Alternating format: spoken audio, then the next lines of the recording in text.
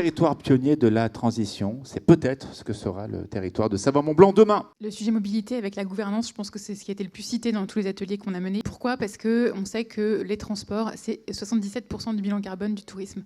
Donc comment faire pour travailler sur ce transport et surtout comment le mesurer et mesurer dans le temps ? J'aimerais partir d'abord de l'usager. Je pense que l'usager, en fait, qu'il vienne de Lyon, de Paris ou même d'ailleurs, mais tout comme les usagers du territoire, c'est-à-dire ceux qui habitent aujourd'hui, il faut leur simplifier la vie.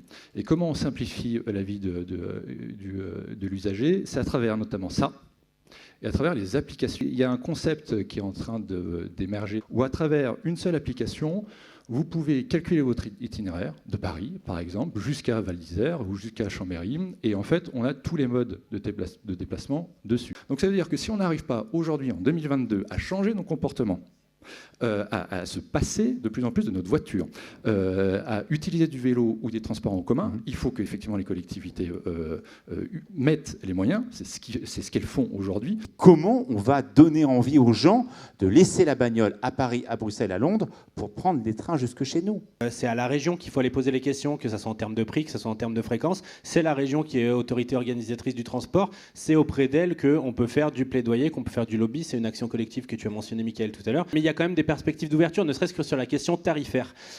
C'est le conseil régional qui va accepter ou non des potentiels partenariats tarifaires, mais ces partenariats tarifaires sont proposés par les services de SNCF eux-mêmes. Les vacanciers arrivent malgré tout toujours en voiture. Et du coup, on a des sites qui sont surfréquentés à certaines périodes. En temps réel, on a le taux de saturation des parkings. Et quand on arrive à certaines jauges, à 60%, on commence à disposer des éléments de communication. Par contre, ce qui sera important maintenant, et de travailler avec le département, c'est d'avoir de l'information en temps réel, dynamique, sur le bord des routes, suffisamment tôt pour annoncer les remplissages.